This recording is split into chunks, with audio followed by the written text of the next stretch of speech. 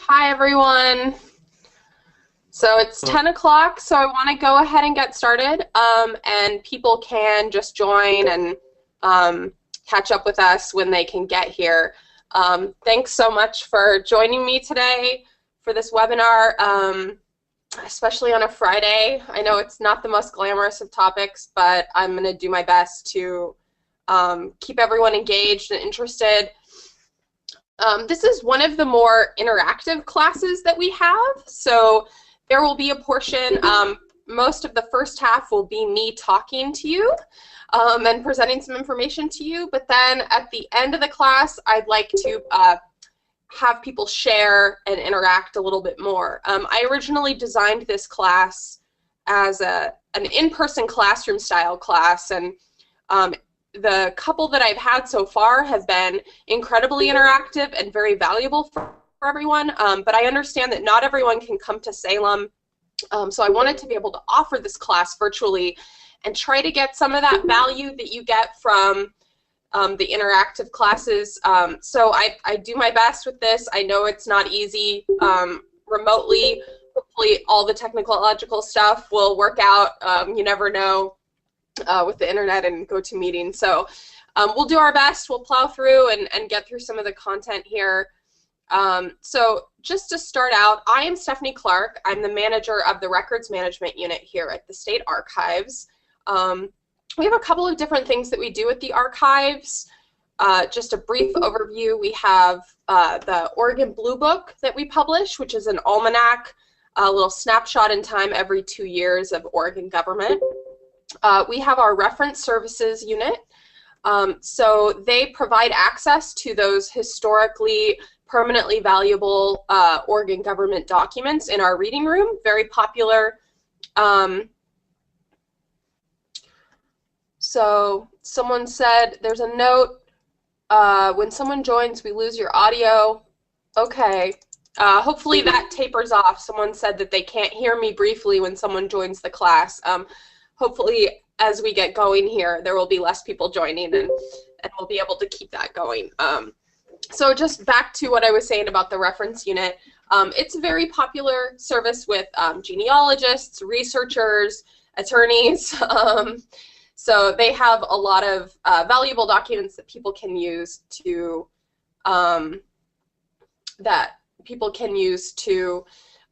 trace their family history and learn a little bit more about how our state employees have made some of the decisions that they've made that have given us the government that we have today. And so that's here at the State Archives building, and you can also submit requests online to them. They have a general mailbox. So let me know if you have more questions about either of those two units, and I'd be happy to give you more information and direct you to them. So the third part of what we do at the State Archives is the unit that I'm the manager of, which includes the State Records Center. If you don't know what the State Records Center is, I have a whole other presentation about that. Just briefly though, it's a kind of a records warehouse where people can store non-permanent records that are not extremely active. So if you have a group of records that you're not accessing every day, but they've still got a long retention left on them, you can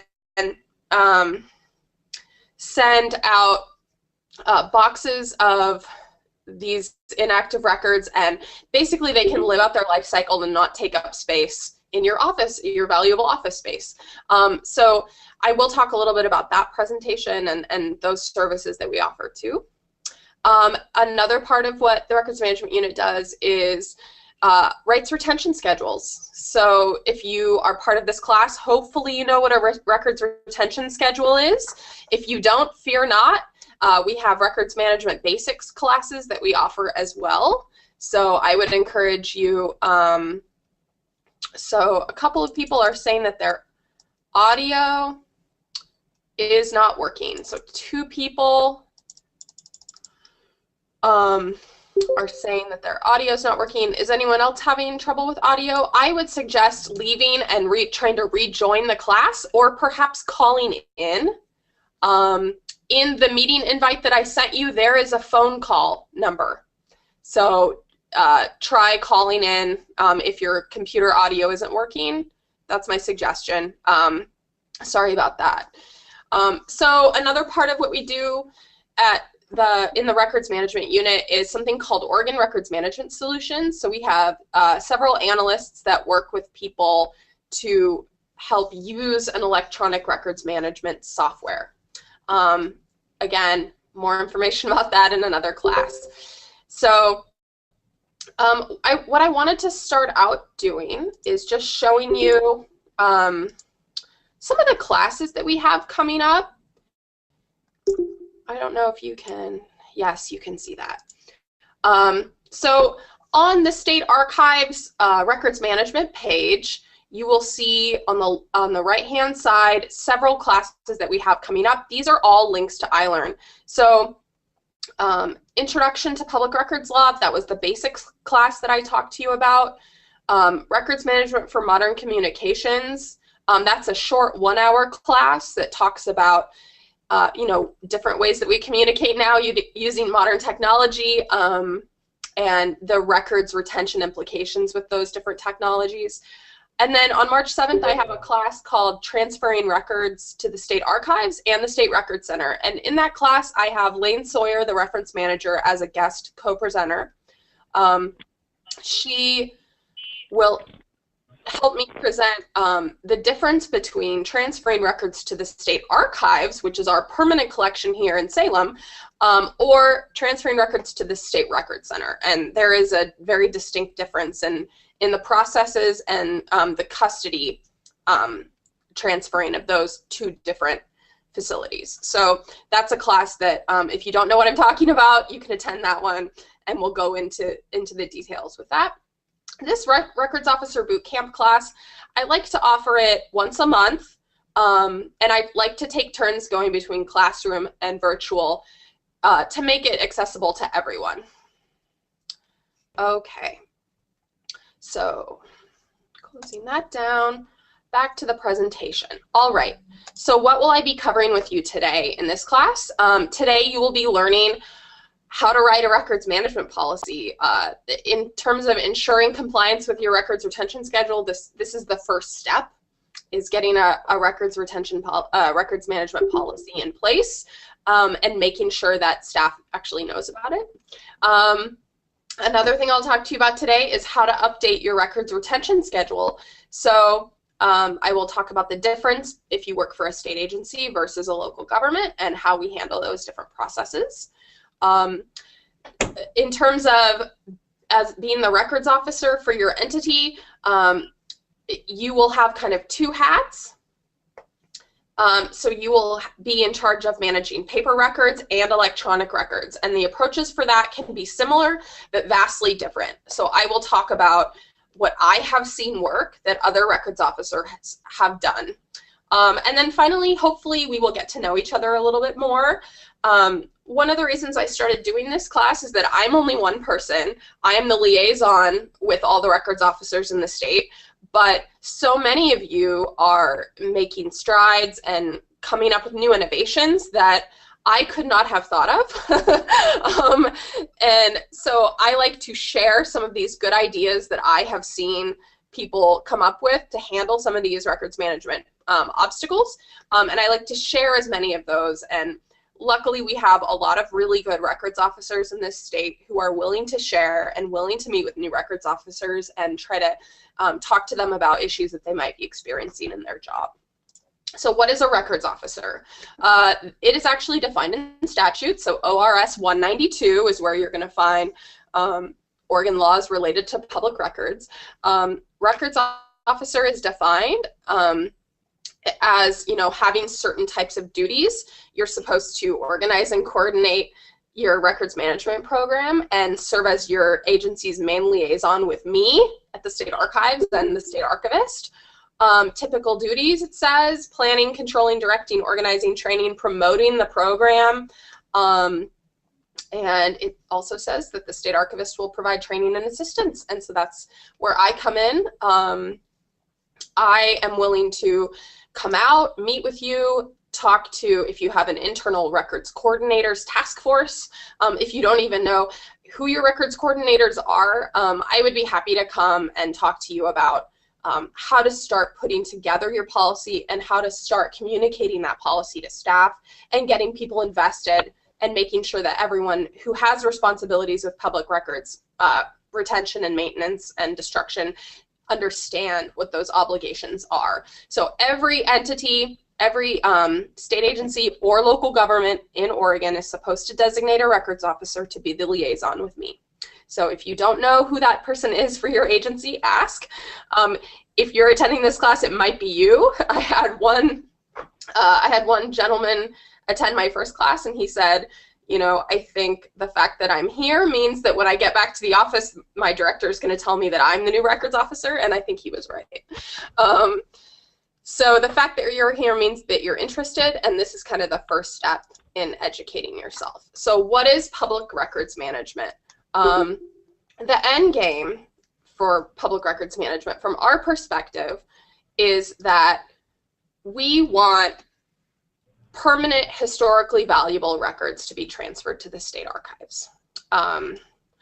We don't need every single, you know, timesheet, expense report, you know, some of the daily administrative records that state employees are creating every day. We don't need those records to be transferred to us. But in order for people to find and locate the records that should be transferred to us, they have to figure out what to destroy and when.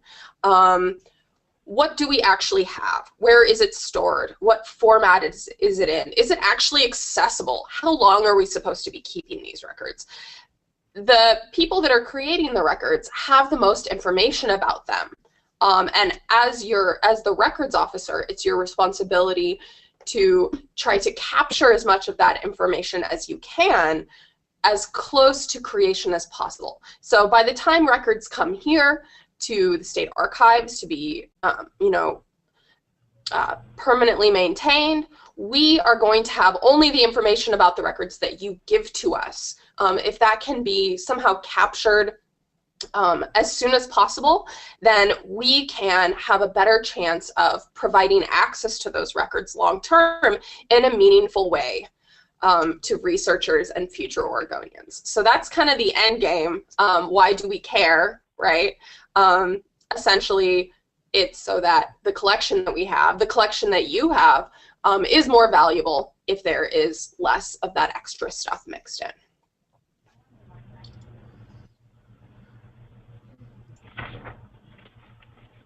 So the life cycle of a record. Basically, in statute, it states that each state agency or political subdivision shall maintain a public record or accurate a copy of a public record in accordance with your retention schedule without regard to the technology or medium used to create or communicate the record.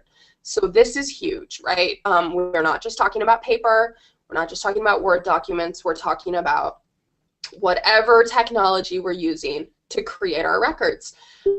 I can't tell you what people are going to be using in 5 years. I don't know.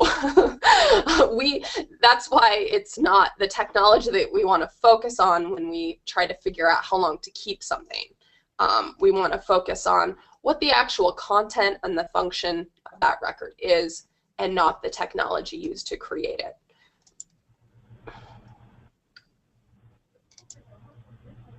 So next part of the life cycle, are the records active or inactive? That will tell you where they should be stored. So are they supposed to be retained for 2 or more years? Are they not accessed very frequently? It might be a possibility that you would want to transfer records off-site to get them out of your work areas and free up more space for people. We don't necessarily want to be paying rent for, box storage when we have, more and more staff coming in. We get a lot of people asking us at the State Record Center, oh, you probably have no boxes out there, everything's electronic, right? Incorrect, because everyone thinks that everything is electronic. Whenever new office spaces are designed or prepared for state agencies when they move, we actually end up getting a lot more boxes sent out because designers and architects are not factoring in the boxes of the records that people are actually still storing. So we've seen that time and time again. Are the records actually available electronically? Are the boxes that we're storing duplicates of these records? These are all questions that we want to answer basically as soon as possible in the life cycle of the record, because we can anticipate usually how long there is going to be interest in these records. How many times are we going to need to access these per year? If it's something that you need to access frequently, don't send it out to the record center. The last thing you want to do is send a box out and keep trying to access it and have it go back and forth. Then there's more of a possibility that you'll forget who requested it and things might get lost on your end. So focusing on what is the actual record copy is huge. If it is part of your public records management policy to state that whatever can be stored electronically will be stored electronically and the paper will be considered a duplicate copy, have that written in your policy and then stick to it. Have some sort of, method for accountability, inventorying records, where people designate what the record copy is for these high interest, highly accessed records. We do have a handout on our website that talks about scanning decisions. So a lot of the times people ask us, I feel like we should be scanning everything. Well, yes and no. If something already exists in paper and you aren't storing it electronically, it may not make sense to then rescan that paper document back in. If there is usually less than 7 years left, it may not make sense depending on the volume. The idea would be to, I was talking about the first phase of the life cycle of a record, capturing these things as soon as you can upon creation saves you a lot of headaches down the line with printing stuff out and then rescanning it later as the record copy. So if you are thinking about undergoing any sort of scanning project, take a look at the scanning tree handout that we have on our website, or I can email it to you if that's easier, and decide whether there's any return on investment for what it would cost you to scan things. You also want to make sure that you're looking at OAR 166 Division 17, which I will talk about later in this presentation. So disposition is kind of the final part of the life cycle. And that can either mean destruction of records or transfer of records. So to either the state archives or destruction of records either internally or out at the State Record Center. If you use the State Record Center to store your records, you will receive a destruction report twice a year. At that time, it's up to you as the records officer, this is one of your duties, to circulate that destruction authorization, the list of records to be destroyed, to all parties that might be interested in your agency. So that would include maybe legal, would be able to tell you if there are any legal holds currently pending, or maybe the requirement has changed and there needs to be some sort of update to the retention schedule and you want to hold off on destroying the records. So once we get the approval of which accessions can be destroyed and when, then we go forward with pulling all the boxes and having Garden come and pick them up, and they end up billing you for the destruction, and we get a much better rate than you would if you tried to go it alone, since we have the whole state in on the contract.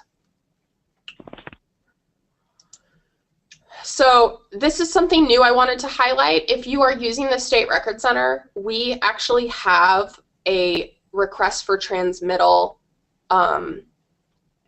new web portal available. So that may not mean much to some of you, but for those of you that have been longtime Record Center patrons, we used to require that people would fax in a form or email it. Now you can request a transmittal, meaning request to send new boxes out using this online form, and we basically get it as a form emailed to us. So it's super slick. We are looking to do this with our file request process as well. So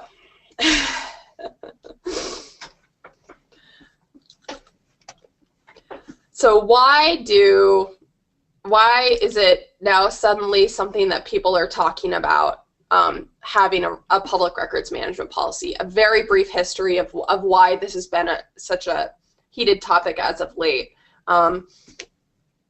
In 2016, after there was a public records audit in Oregon, the governor issued an executive order making it mandatory for all state agencies to have a public records management policy that had been approved by the state archivist and to have that on file.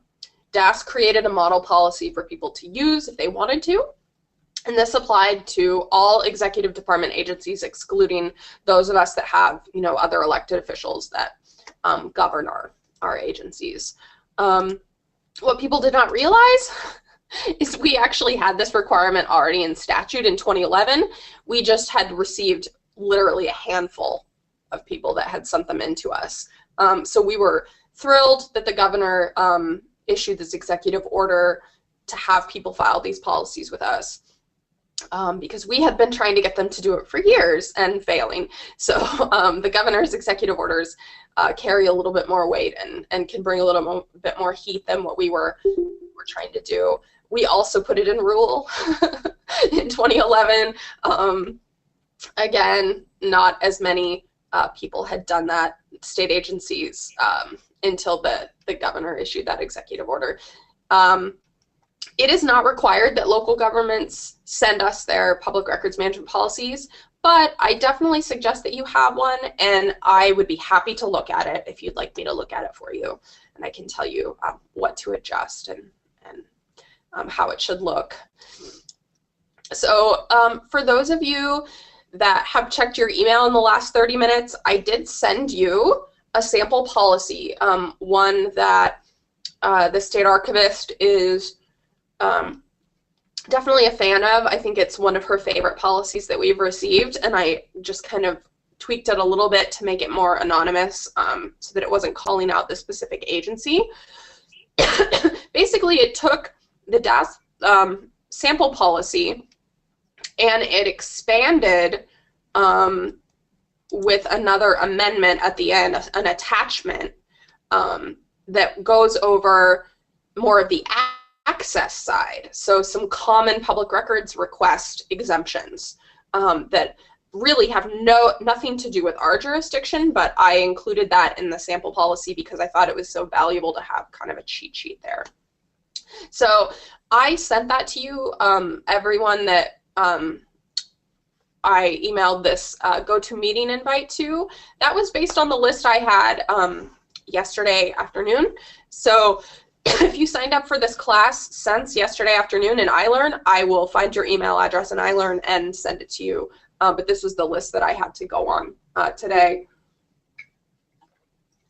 So I'm not going to read this policy to you because it is 17 pages, but I highlighted a couple of things I just wanted to go over because I thought they were so important and kind of noteworthy and things that you should definitely try to emulate. So if you have it in front of you, page 4 of the public records management policy that I emailed you. Here, let me see if I can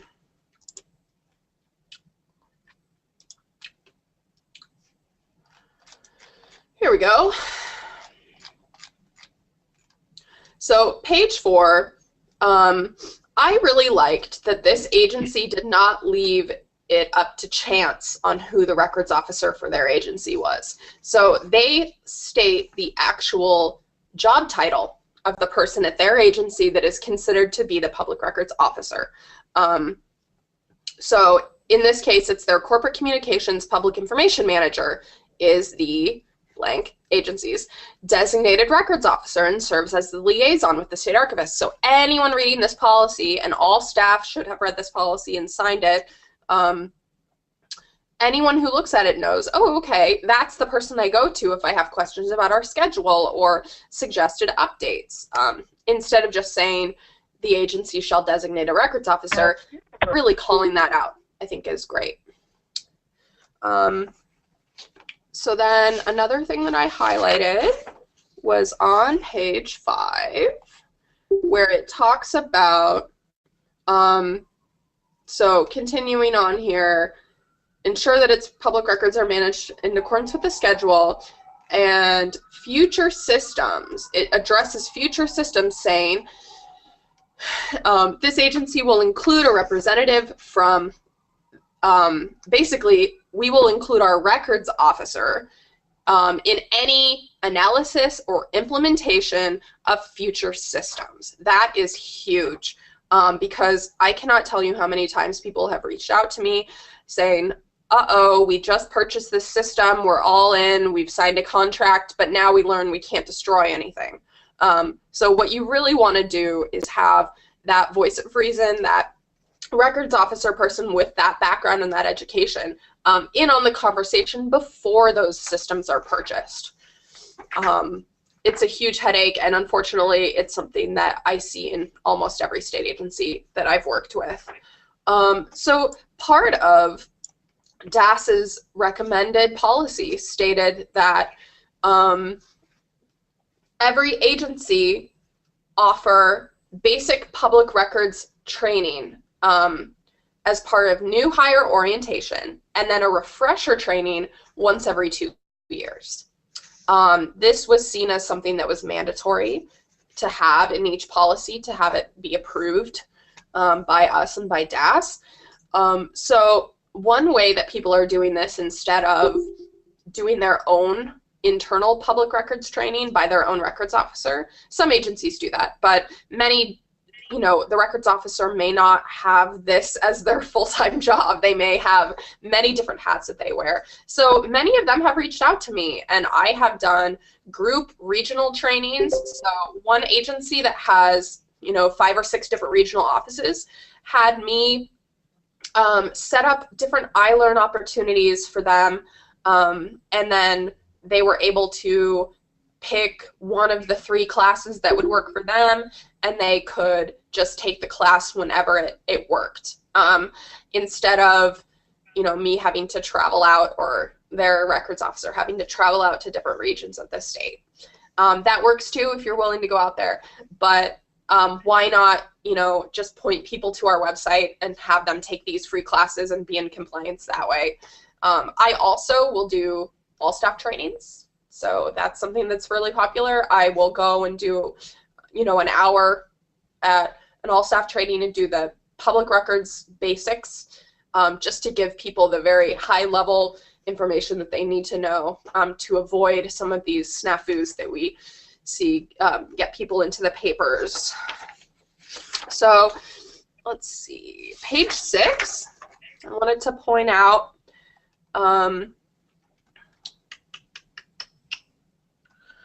oh, I really like this note here when it talks about the use of email. It says, employees do not have any expectation of privacy with regard to state email accounts and systems. I think this is really important for people to understand, and it's your duty as the records officer to make sure they understand. The last thing we want is employees thinking that their state email is their personal property. The same actually goes for if your agency is using instant messaging. Instant messaging should be captured by the agency and a lot of staff does not realize that it is being captured, and they have this false assumption of privacy that can be extremely dangerous if they feel like they're having you know, confidential conversations. There is no such thing as confidential conversations in state-issued email or state-issued instant messaging accounts.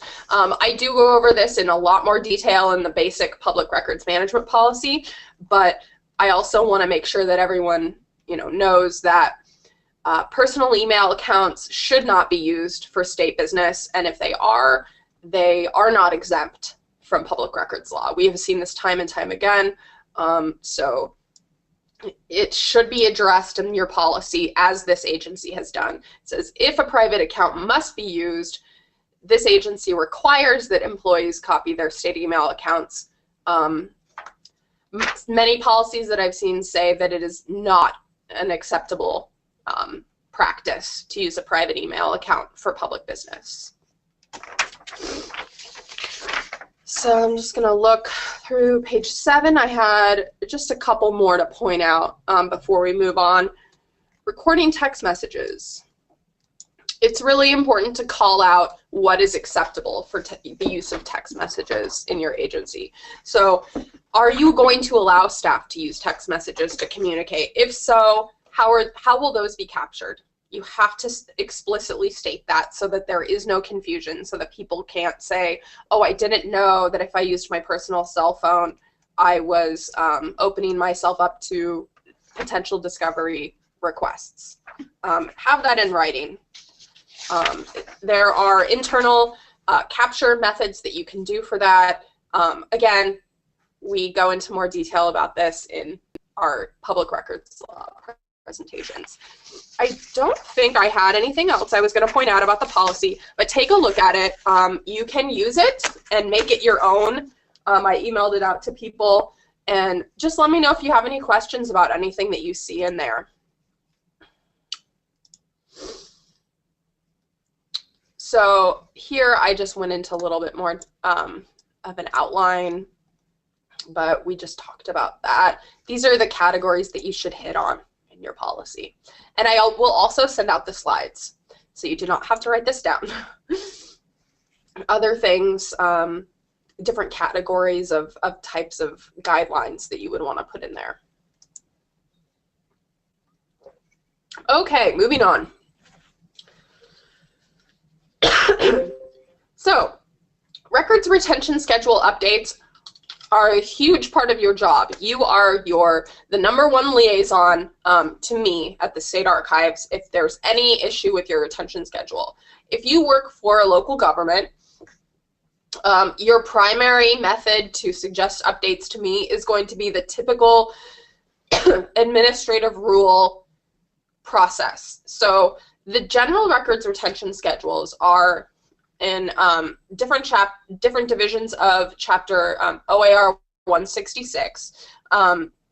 So take a look at your general schedules, depending on your different jurisdiction that you might work for. And what you can do is submit comments to me. One of my goals for 2018 is to refresh and update all of them. The city schedule is the most recently updated, and that is the format that we are going to be moving them all to. So OAR 166 Division 200, take a look at that. That is the new model for what the format will look like for the other types of entities. So it's a standard process for any OAR update. We collect comments. I have a rule advisory committee, and we vet the comments through that committee, and then we have a rule hearing, and so on and so forth. So if you work for a state agency, you have something called a special records retention schedule in addition to your general schedule. So the process for updating that is basically you reach out to me and say, Stephanie, I want to update my records retention schedule. I send you a Word document of the current version of the schedule. It is up to you to circulate that document to current staff. And maybe there are a few pain points where you know, certain staff has an issue with the schedule and that's why you came to me, and in that case, we can do, you know, a shorter addendum to the schedule and get those changes through rather quickly. If it's a situation like a larger agency that has been completely reorganized since the last time we updated the schedule, then we may need to meet with managers, explain the whole process, maybe have program meetings. Every agency is different in terms of where they're at with their old schedule. So it's a case-by-case basis, but the first step is to reach out to me and I'll let you know what approach I think is the most effective for the scale. So using track changes is fine. Some people create their own justification documents for each change that they supply me in addition to the schedule. Submit everything to me. I will review it. I will have our audits division review it. After I feel comfortable and audits feels comfortable and your agency feels comfortable, then I submit it to the state archivist, Mary Beth Herkert, for review. Then whatever her questions are, we can meet with you and go over those. And then once we are both on the same, everyone's on the same page, then we can have everyone sign off, and then it's your new schedule, and we'll get that updated on our website. Okay, so one of the first tasks that records officers try to take on when they find out they're the new records officer is to try to do a records inventory. It is up to you how much time and resources you have for a project like this. And so you may you may get down to the details of what's in every single cabinet and file folder, or you may walk around to program staff and say, hey, generally, where are your records located? I've had new records officers try both approaches. Inventorying the records as a series instead of down to the file level is a lot more effective and easier in terms of time management. And store the inventory either in FileMaker database or something like that. An electronic records management system can be used for that, or just a spreadsheet if you need to. Consider storing with the State Record Center. You don't need to reinvent the wheel and create your own warehouse, and you shouldn't. Essentially, it is more cost effective to store records with us at the State Record Center. We do not charge you for pulls. So that is something that you would not be able to find elsewhere if you were to try Iron Mountain or another outside vendor. In terms of the inventory process, this is one of the areas that I have a star records officer who has created maps of each of his agency's file storage rooms, and according to each map, he has created kind of a naming convention for each accession so that people can look at an accession and know exactly where things are located. And he also has a really good template for a records inventory that captures all the necessary information from our perspective. And the great thing about my records officers is he is willing to share. So let me know if you would like the kind of templates that he has used for his records inventory for his agency. I'd be happy to email those to you. I don't want to send them out to everyone and bog everyone's email down, but please reply to me when I send you the slides and let me know what documents you want, and I'll go ahead and send those along. Okay, so that's a little bit about the paper records, how to get a handle on those. Next, I'll kind of go into how people get started on managing electronic records. First of all, managing electronic records is not easy. We are all creating records all the time in many different formats. And I've never met with an agency and helped them and looked at what they're doing and said, oh, you guys are 100% perfect and in compliance. Everyone is on the same journey. People are just at different stages. So one thing that you can start doing, even if you don't have an electronic records management system, is to start cleaning up your internal shared drive. Focusing on the desired destruction date of records instead of just, you know, how do I chronologically think of these records, or how do I want to find them later, focusing less on individual people's organizational preferences and more on what do I actually need to do with these records and when, is a really good approach that I recommend for people. An electronic records management system obviously is less manual and less user dependent. If you want more information about those systems, we have entire presentations on that too. So this is kind of the bird's eye view of letting you know what's out there. OAR 166 Division 17 is something that I will talk about in a few slides. It is the administrative rules that we updated a couple of years ago to help guide people on how to start managing their electronic records.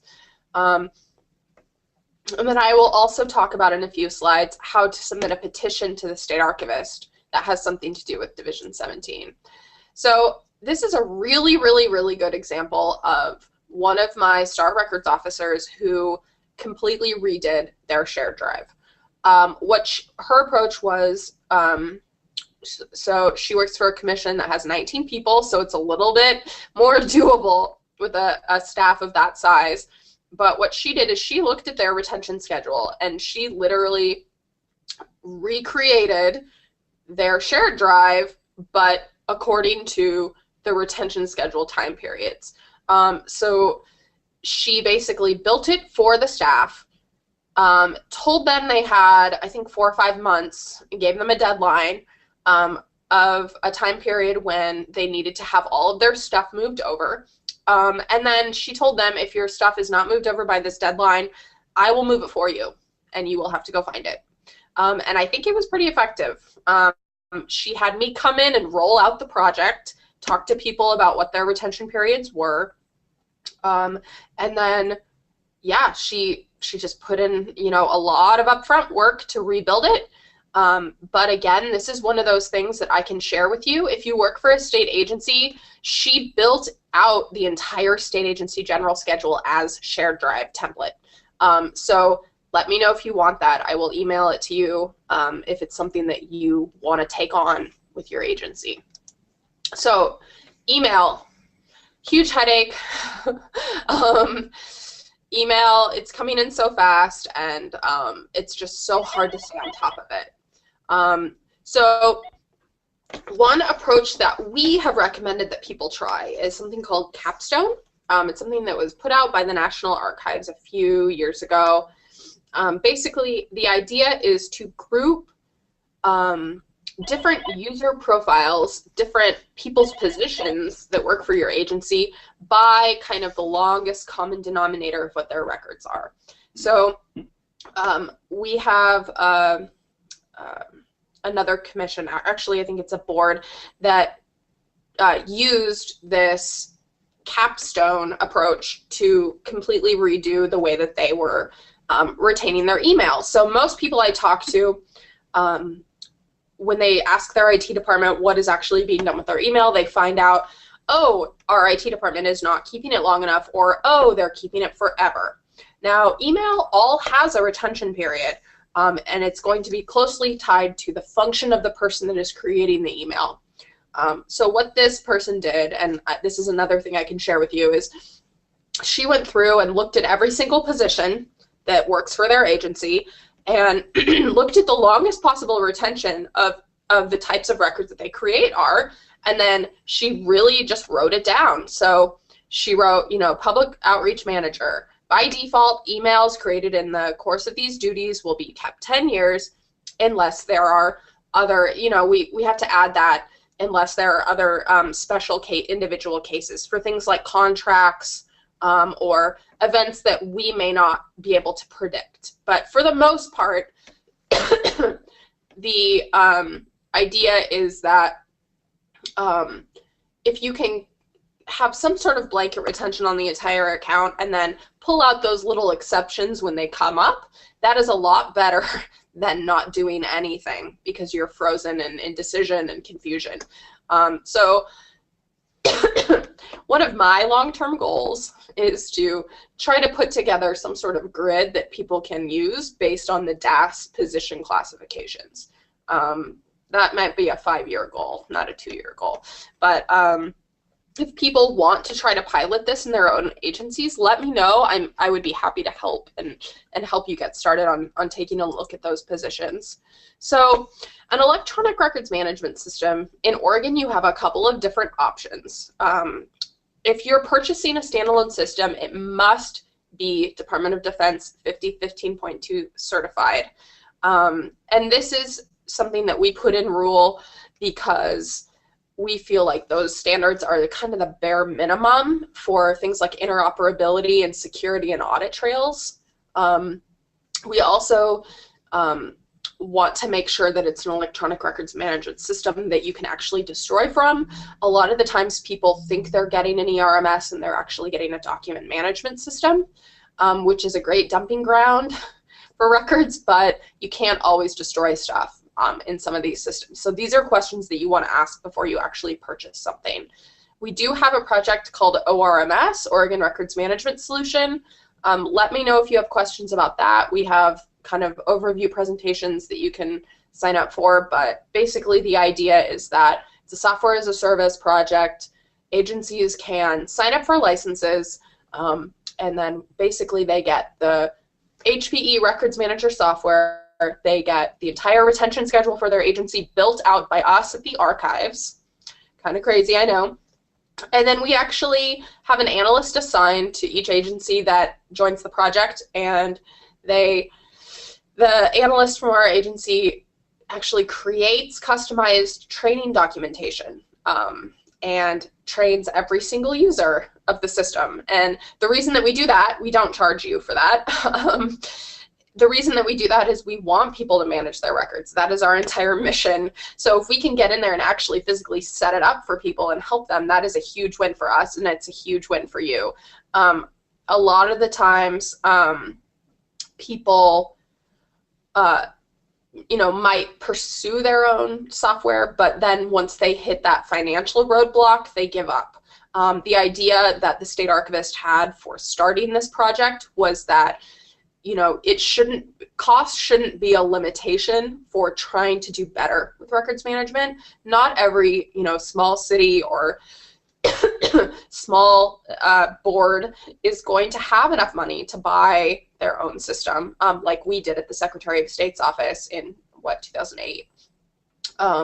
So money shouldn't be a barrier to that. Why not go in as an entire state and get that economy of scale deal? So let me know if you have more questions about that. I'm not going to harp on that project too much during this presentation. So I touched on it a little bit before, but OAR 166 Division 17 has specific requirements. If you haven't looked at this, please go and look at it. It will really start guiding you as to how to get started with maintaining records in electronic formats. So we do put out file format standards in there that people should strive for long-term records.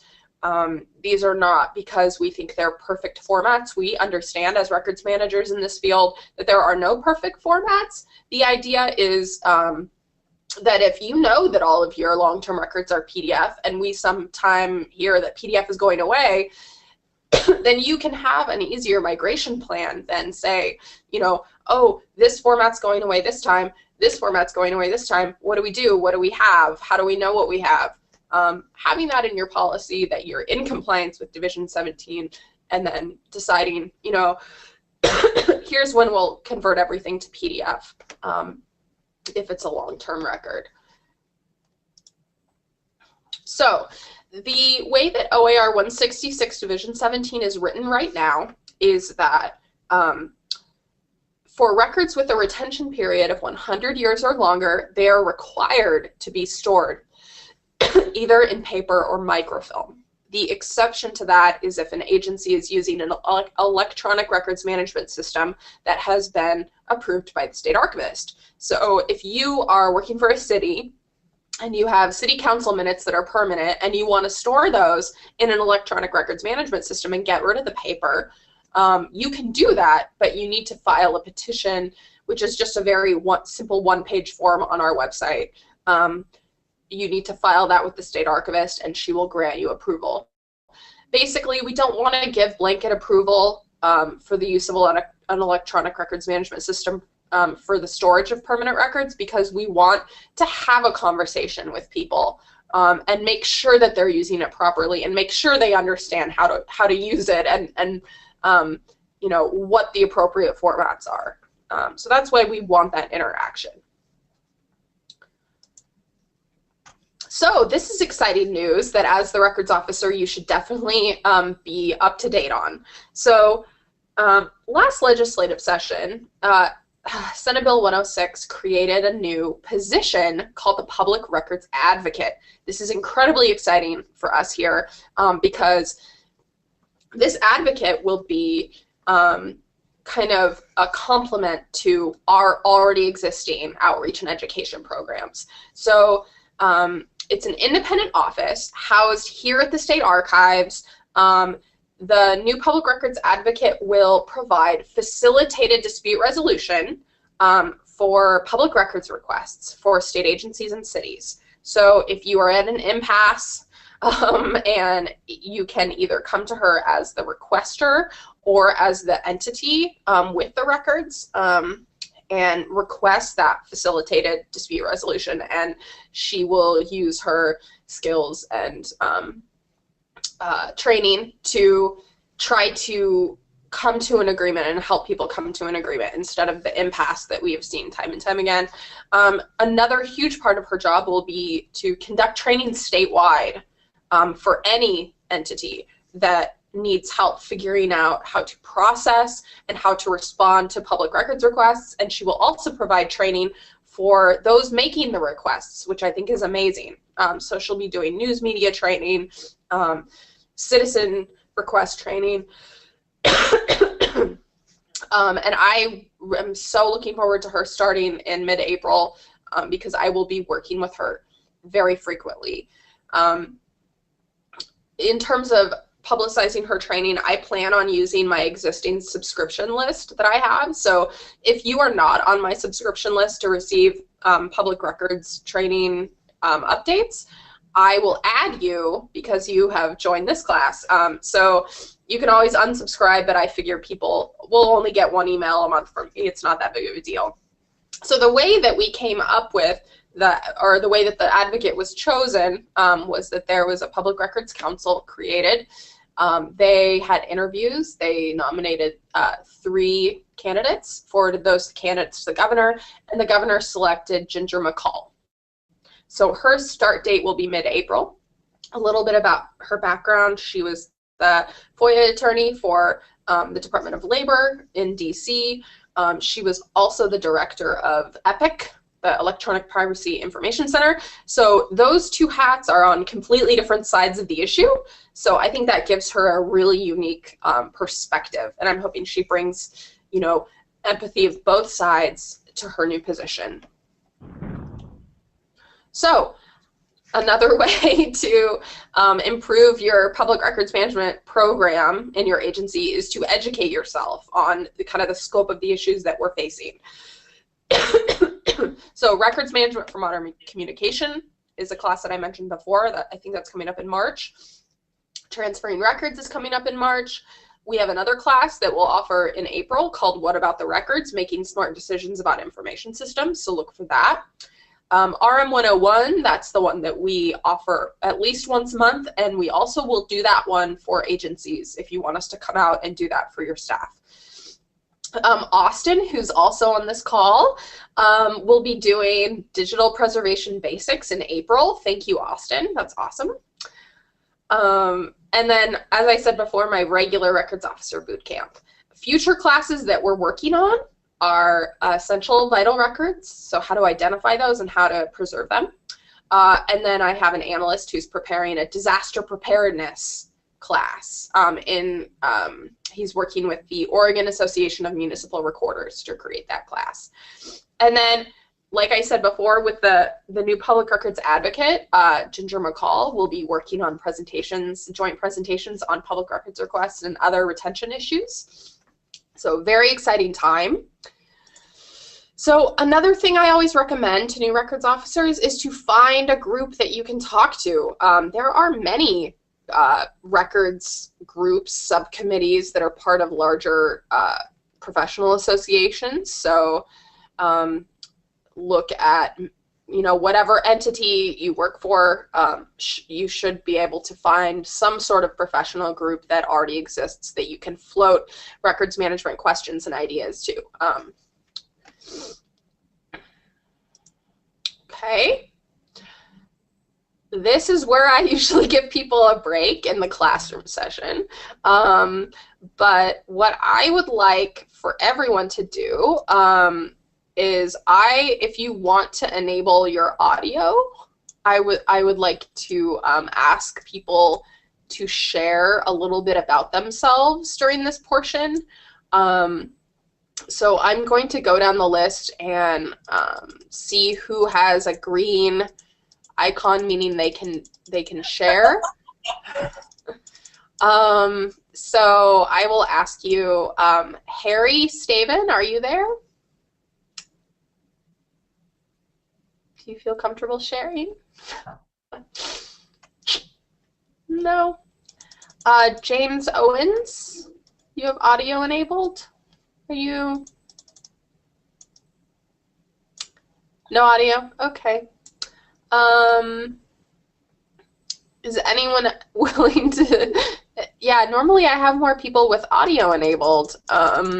Caller 3, I don't know who you are, but you have audio enabled. Would you like to share?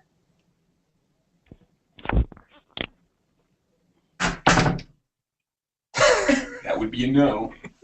That would be a no. All right. I could provide information in chat screen. Yeah, I guess people could share their. I just ask for people to share their name, where they work, and what you think you're doing well, and what needs improvement. But if people aren't into it, that's okay. I think I had 5 or 6 people share last time. She didn't see my green light.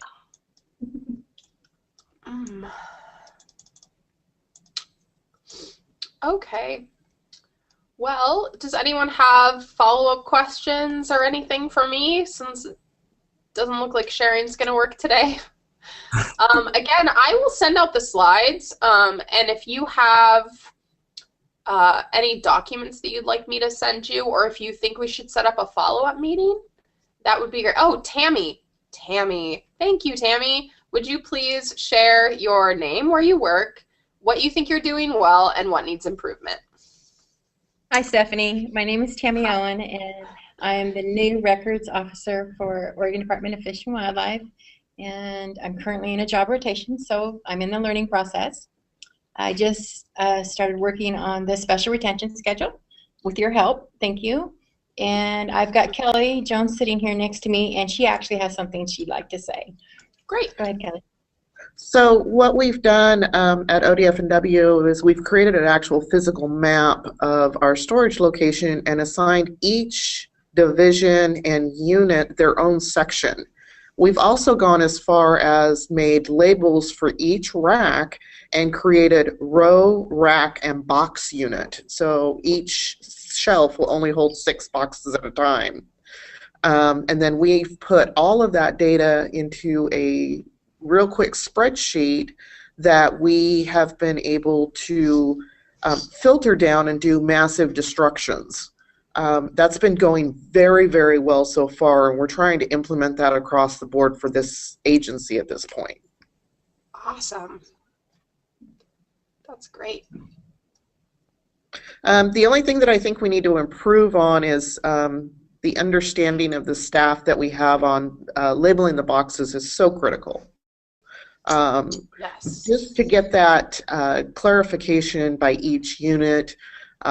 Just because I don't work in that unit doesn't mean that I'm going to go in and destroy all their records. But yeah, we, if we have it on the shelf, we have to provide it if it's asked for by the public. Yep. Exactly. Other than that, I think that things have flown very, very well, based upon giving each section their own responsibility of labeling and how they want to store it and how it's going to be manipulated throughout. Great. Thank you. Thanks, Kelly. That's awesome. Does anyone else feel like sharing?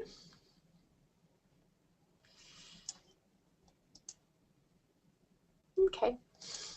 Well, thank you, Tammy and Kelly. So again, I will send up the slides. I will add you all to my listserv to receive future updates. And just shoot me an email if you have any questions at all. I'm happy to meet with people or come and present things. Just be a resource going forward when things come up. So I really appreciate all of your time today. Thanks a lot.